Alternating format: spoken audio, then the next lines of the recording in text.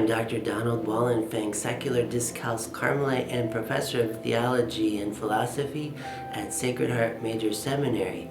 I welcome you to this video presentation that will deal with chapter 2 of St. Teresa of Avila's discussion of the third dwelling places of the human soul, your soul and my soul. It's so wonderful to have an expert in the spiritual life, St. Teresa of Avila, tell us about ourselves in terms of our interior life.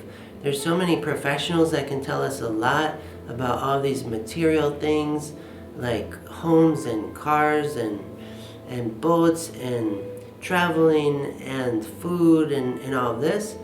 And also psychological things with mental issues going on. But talking about the deepest spiritual matters of the person, we need the doctors of the church to help us out with it. And they seem to be hard to come by. They seem to be very rare among people. And so we don't mind going back hundreds of years and saying, what did Mother Teresa of Avila have to say about the human soul? She helps us to explore the anatomy of our souls so that we can become perfectly united with God, the ultimate goal and purpose of our being. So exciting to continue the journey together, where St. Teresa continues to discuss the art of asceticism, the art of spiritual exercise. In the first paragraph of chapter 2, commenting on the third dwelling places, she writes that God often desires that his chosen ones feel their wretchedness, su miseria, and he withdraws his favor a little. Wow. Thanks, God. This is the kind of stuff where she jokes, no wonder you have so few friends, Lord. Because God desires that his chosen ones feel their wretchedness by withdrawing his favor. She doesn't say completely, she says a little. Wow. Why is this necessary that God do this? Again, it's because if God does not do this, we may confuse the gift with the giver. We may confuse the spiritual good with eternal spiritual being itself, divine being. We don't want to confuse the creature for the creator. We don't want to confuse the sign for the reality. Spiritual goods are great, but they're not the point of the spiritual life. St. Teresa is saying, if you never receive any spiritual goods, count yourself blessed. If you live in a perpetual spiritual dryness, count yourself blessed. Maybe you'll be lucky enough to remain in the third dwelling places until you die and not fall back into the second, first, or outside the castle. But when God helps us feel our wretchedness by withdrawing his favor a little, these infused virtues expand. Faith, hope, love, because they're, again, not depending on anything else. When I feel my wretchedness, this is a conditional possibility for passing further into the interior castle of my soul.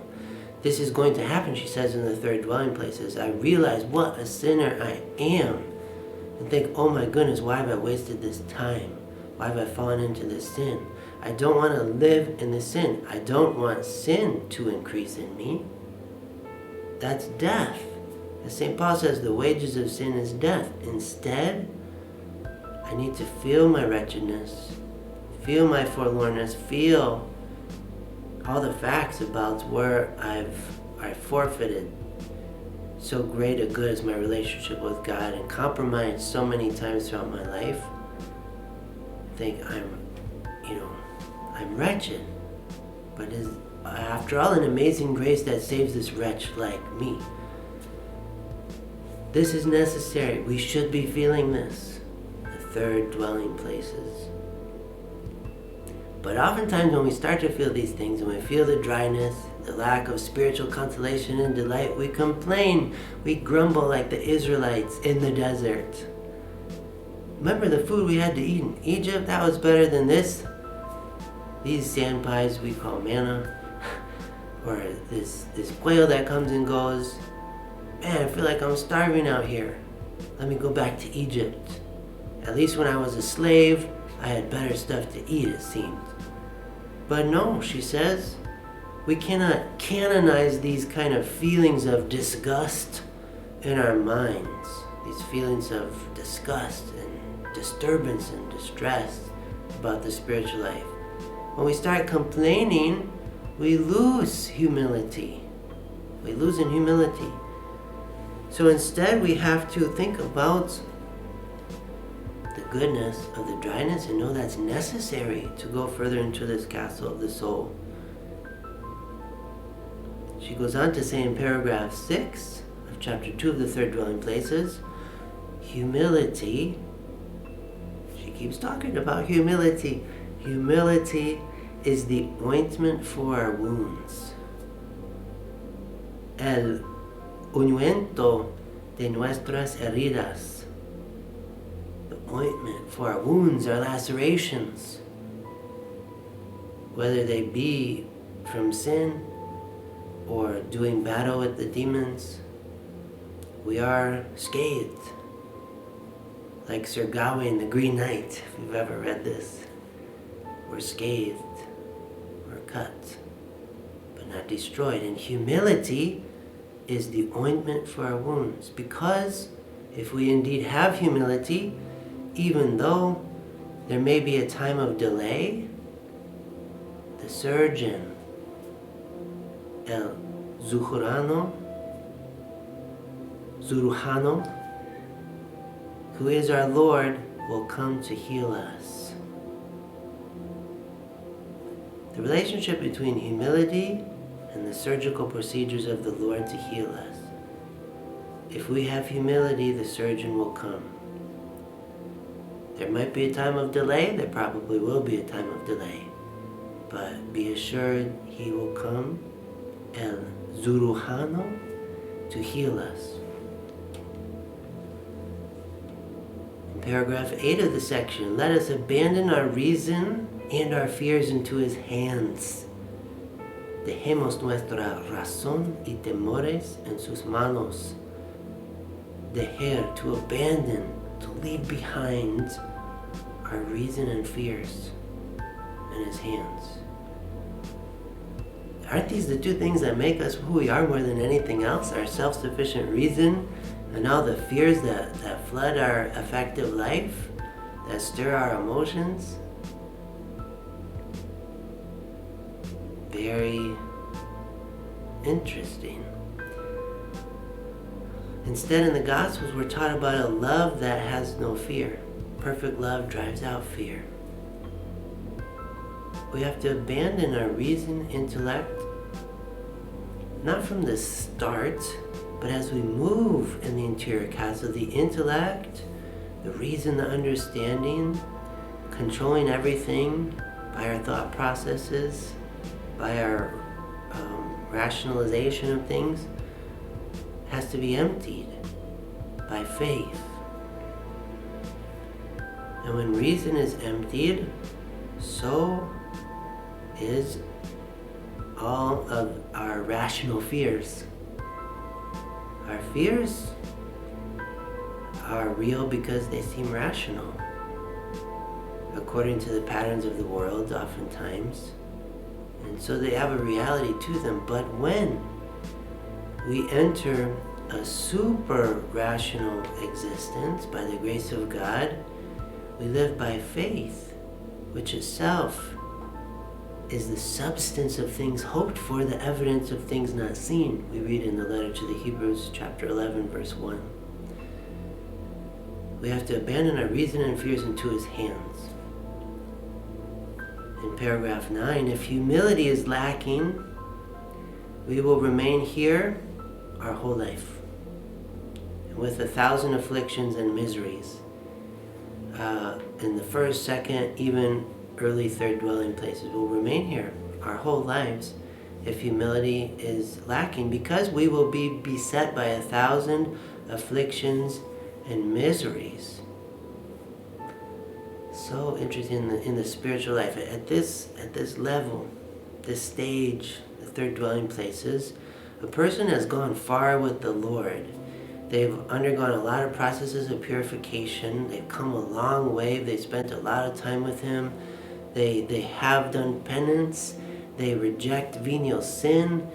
They make time for prayer in this early contemplation, the prayer of recollection, at least the active phase.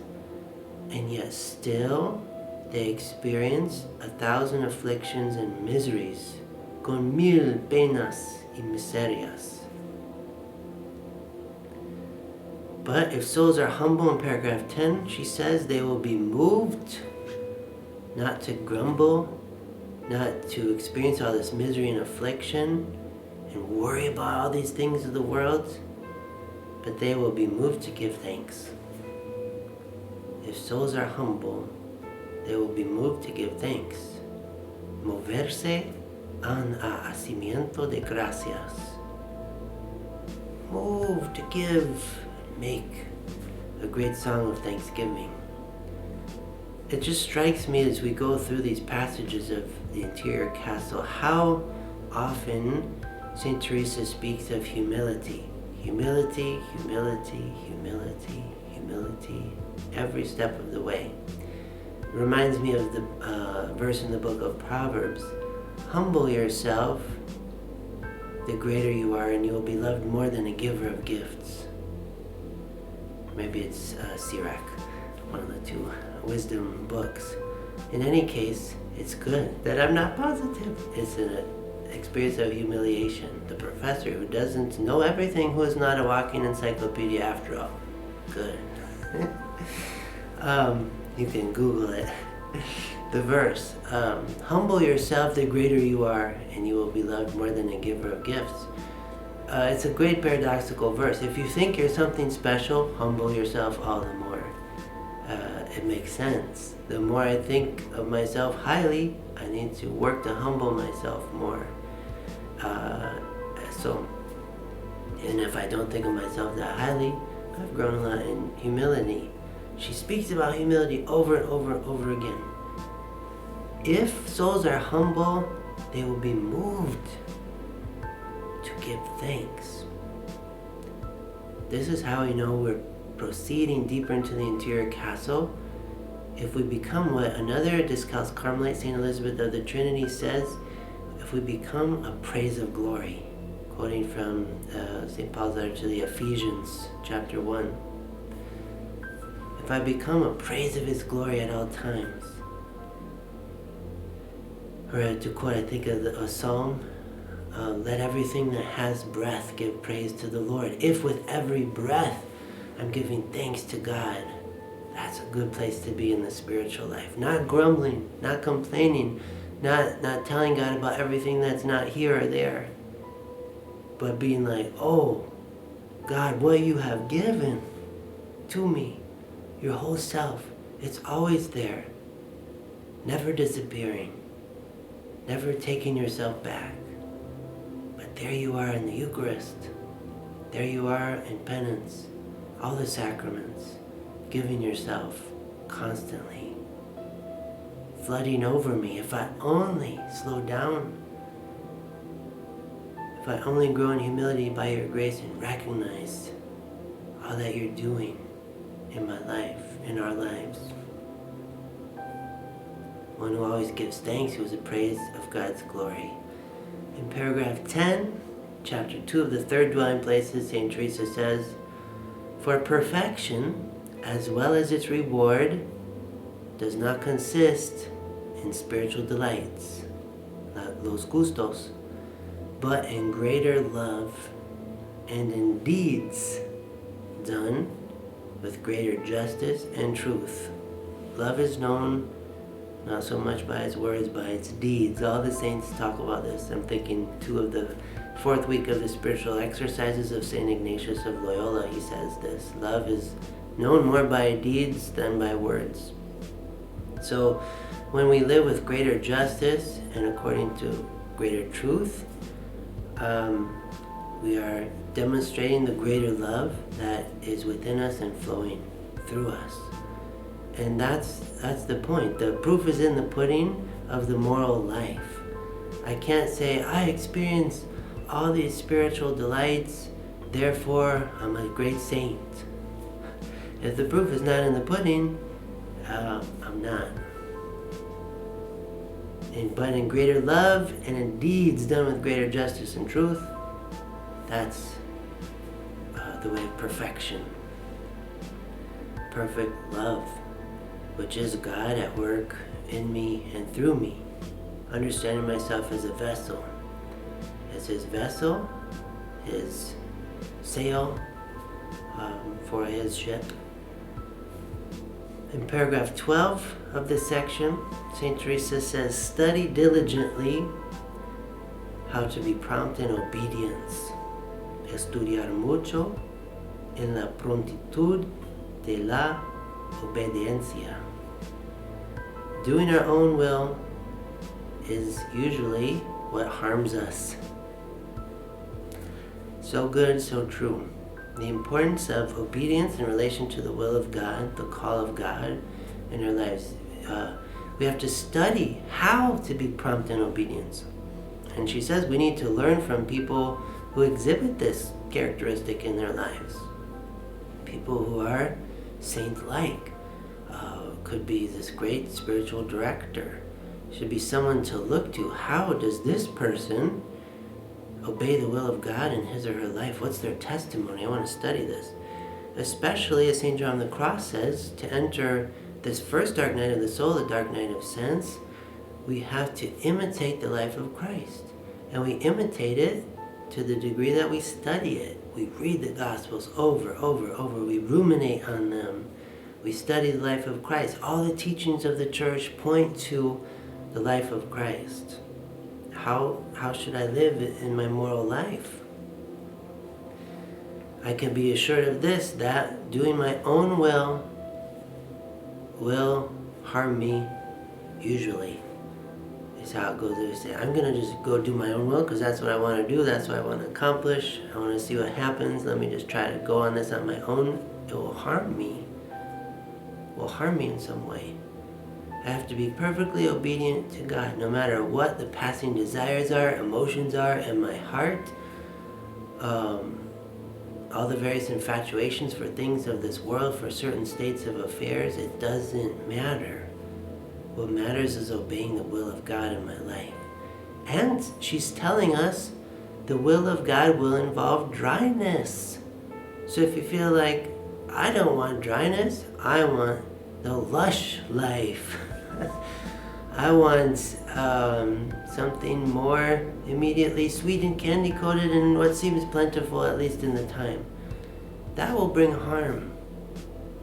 That will bring indigestion and sickness and vomiting and death.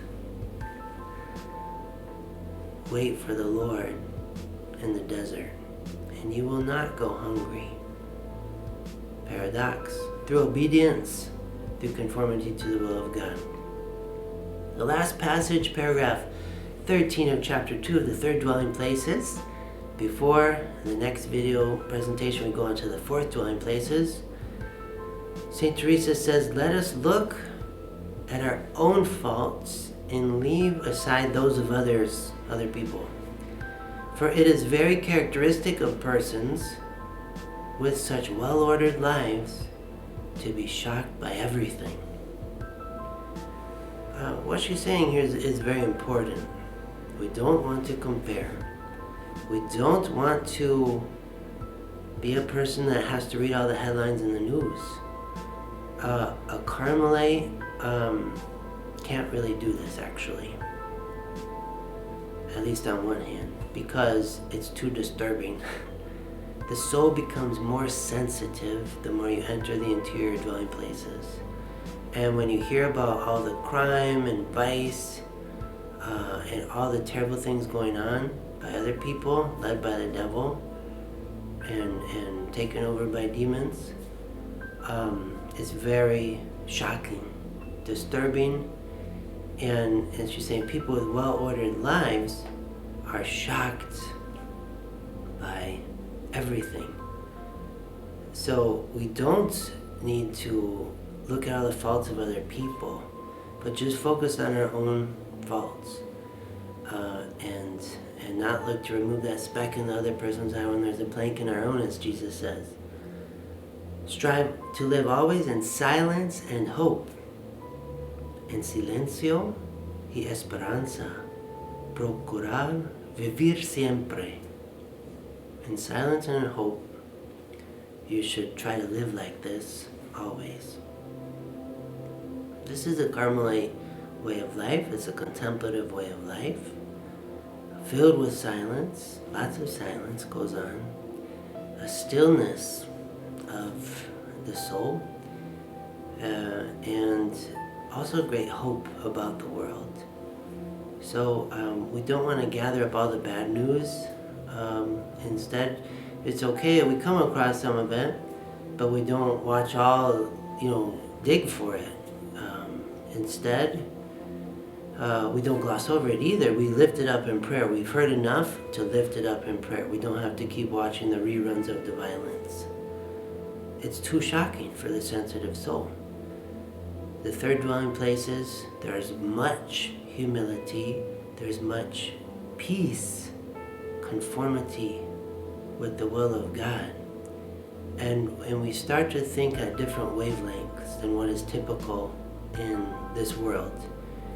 And we could be too shell-shocked, and it can be too traumatic for the contemplative heart and mind to let itself be flooded with any kind of darkness.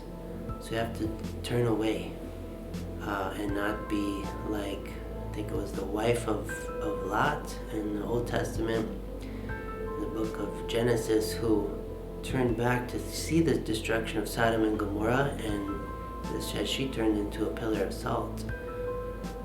We want to be the salt of the earth, but not become pillars of salt. So it's a very delicate relationship with things that go on in the world that we want to lift up in prayer, and we know that our prayer, through this prayer of intercession, has a sanctifying power in the world.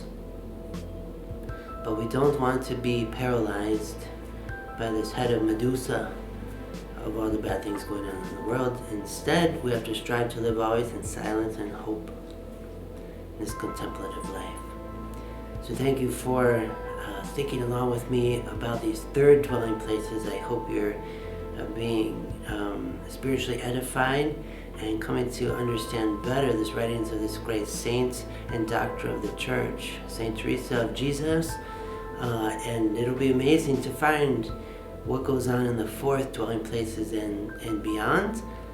But I can't emphasize enough that we don't want to be in a hurry too with these dwelling places. It's not like Monday I'll be in the first, Tuesday the second, Wednesday the third, Thursday the fourth. By the early next week I'll be in the seventh. It does not work that way. Saint Teresa herself was in the third dwelling places for 10 years. I believe like in her 30s. For a long time when she was undergoing deeper conversion, and then this led to the deeper dwelling places later on. Even the time that elapsed between writing her autobiography and the interior castle, she grew deeper in her 50s and 60s, later in life, in these mysteries. So we have to realize it all happens according to the law of gradualism. Not all at once, little by little. And most of us have to know we're dealing a lot in the first, second, maybe third dwelling places, where we're at right now in life. Not assuming that you watching this, I'll just at least speak for myself to be honest and transparent. An examination of conscience. Where am I? Where do I want to go? And this is just trying to comment on this, taking a risk, commenting on this great saint's work, and trying to understand it myself, even as I comment on it. So may you be inspired in your spiritual life to go to the heart of the matter, that is the seven dwelling places of your soul.